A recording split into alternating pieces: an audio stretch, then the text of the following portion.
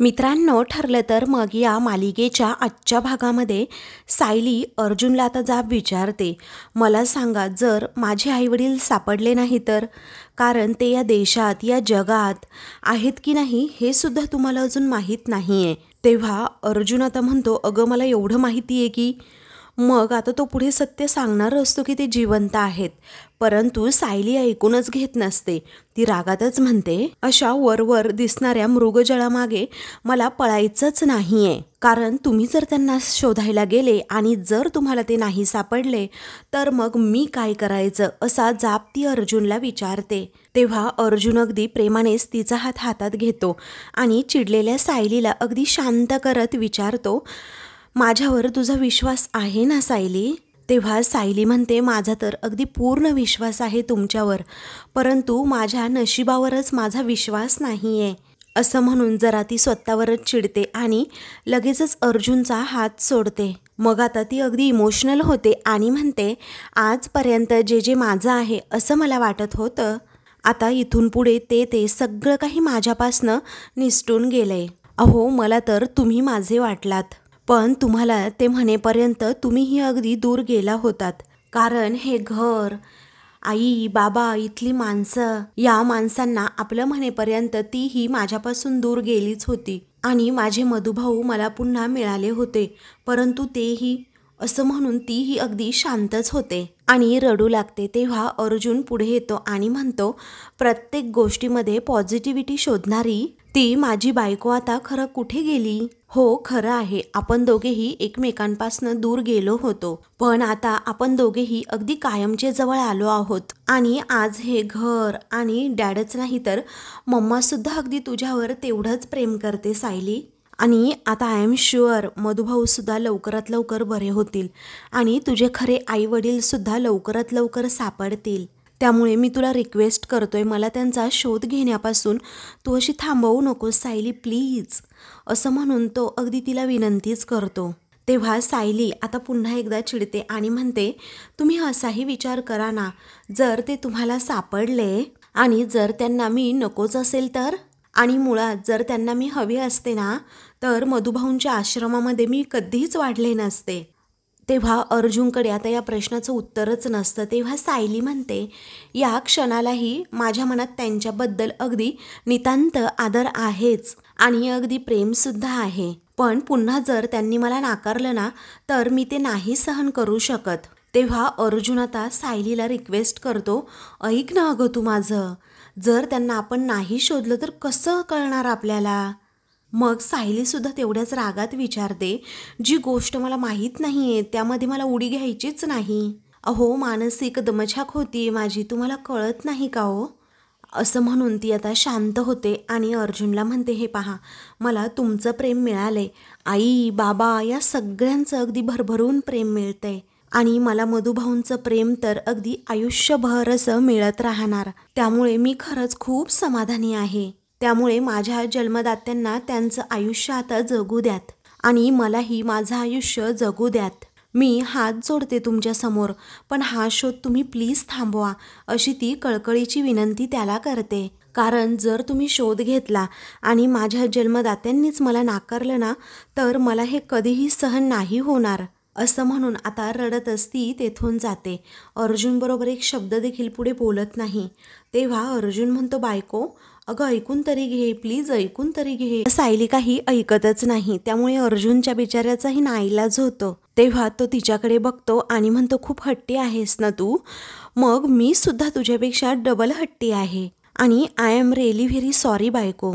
तुझी ही गोष्ट मी अजिबात मान्य करणारच नाही. कारण तुझ्या आई बाबांना मी शोधणार म्हणजे शोधणारच आहे आणि तुझ्या मनात तुझ्या आई बाबांबद्दल प्रेम आहे आणि त्याचबरोबर आदर आहे. ही एकच गोष्ट मला एनर्जी देत राहणार आहे. I promise you. असं म्हणून अर्जुन सुद्धा हार मानत नाही आणि सायलीच्या आईवडिलांचा शोध घेण्याचं तो कंटिन्यू पुढे ठरवतोच. कारण सायली कितीही नाही म्हणाली तरीही अर्जुनला आता खऱ्या आईबाबांचा शोध घ्यायचाच असतो. दुसरीकडे प्रिया आणि अश्विन तिथे बसलेली असतात. प्रियाला दुसऱ्या आता वॉर्डमध्ये शिफ्ट केलेलं असतं. अश्विनसुद्धा मग तेथे असतो. तो मोबाईलमध्ये काहीतरी आपला पाहत असतो.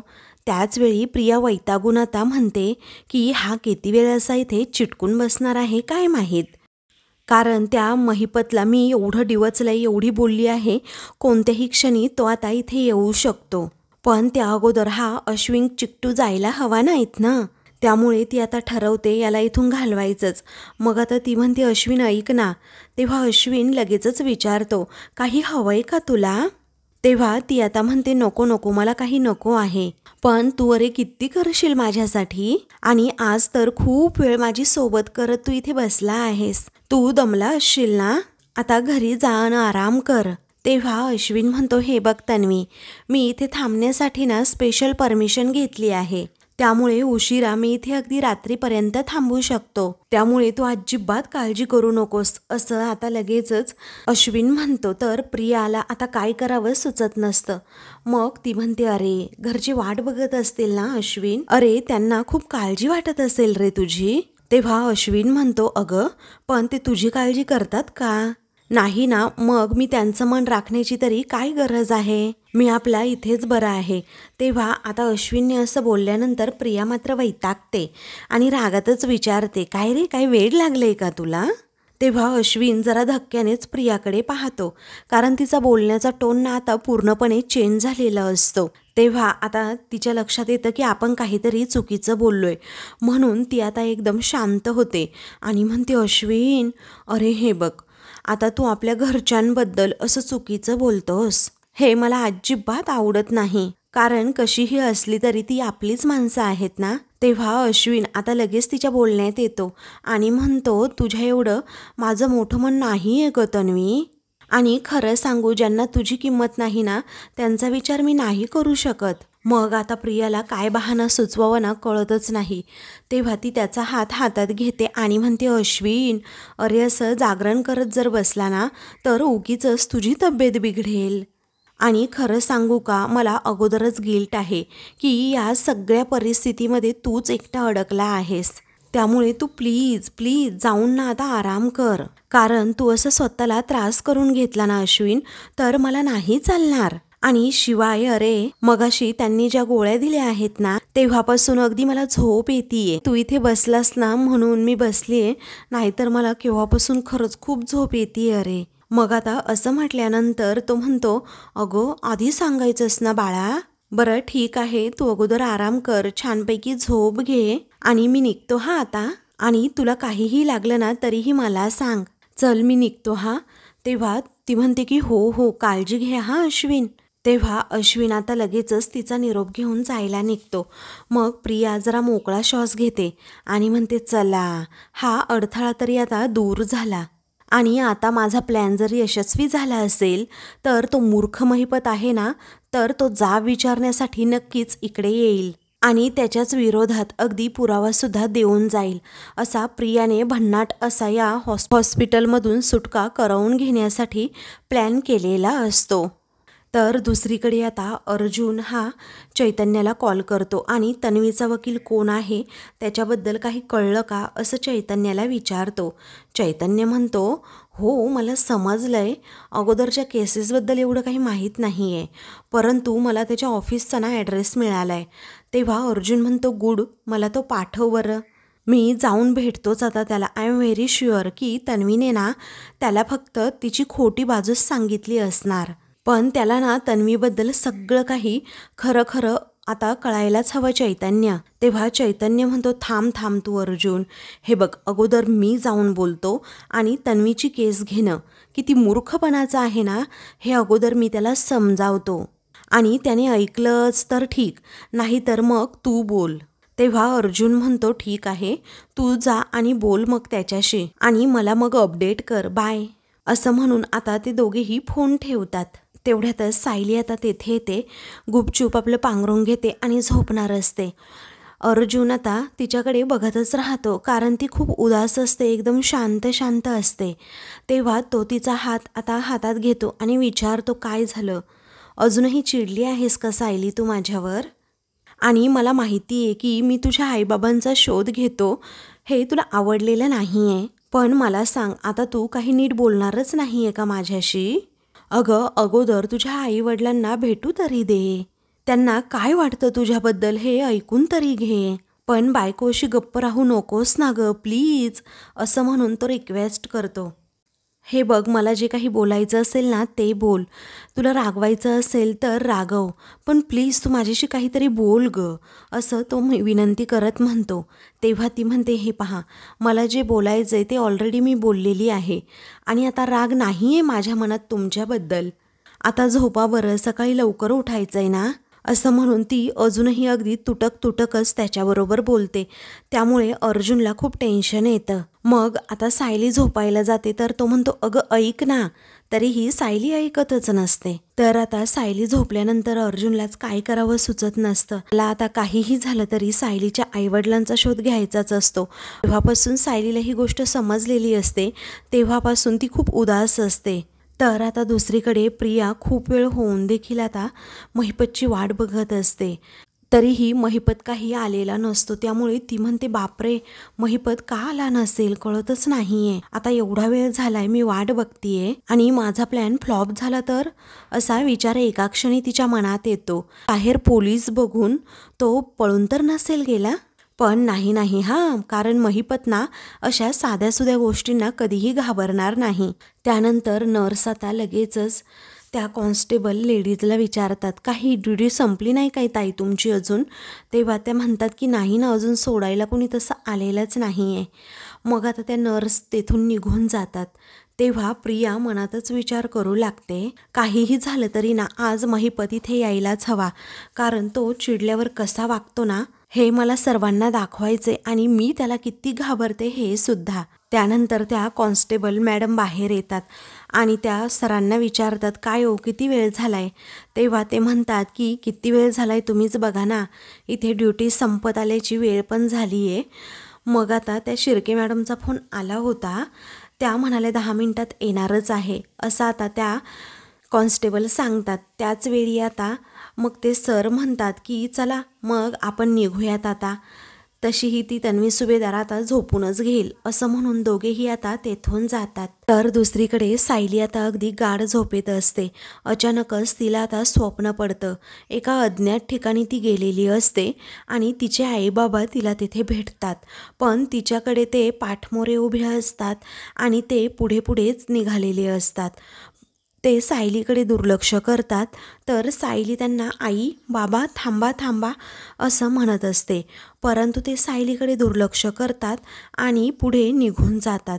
सायलीला खूप घाबरल्यासारखं होतं आणि ती म्हणते, थांबा ना बाबा, थांब ना ग आई, असं म्हणून ती मोठ्यानेच ओरडते.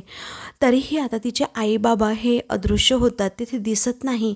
मग सायली खूप घाबरते आणि आई बाबा असं मोठ्याने ओरडून लगेचच झोपेतून उठते, कारण तिचं हे स्वप्न असतं.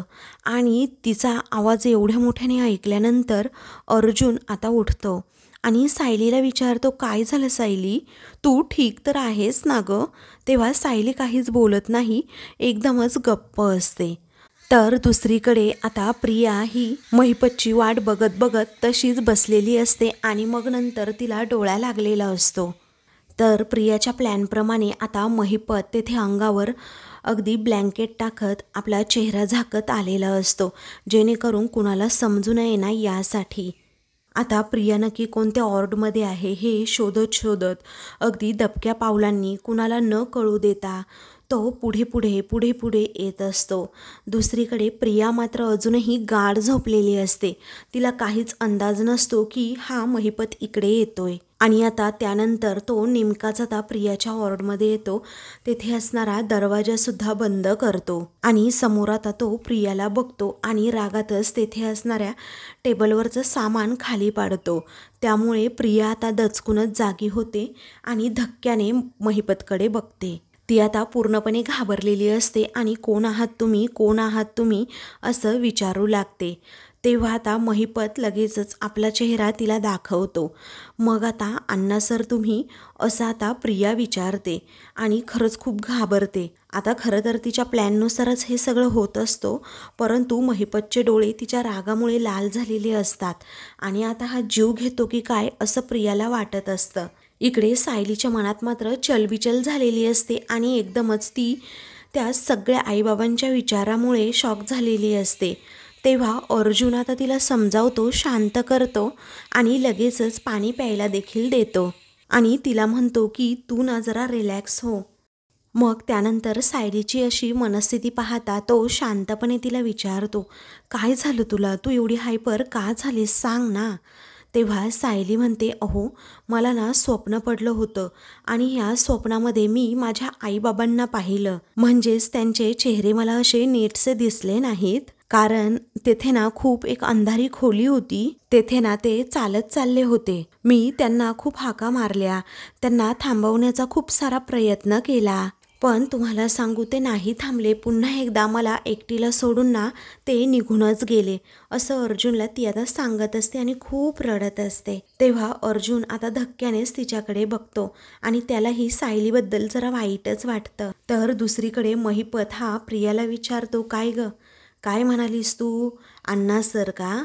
पण नाही, तुझं ना काहीतरी चुकतंय. पण मला अशी तू अण्णा सर म्हणू नको, तू ना मला भेकड म्हण, भेकड. कारण अगं भेकड म्हणून हाक मारायची असते ना मला.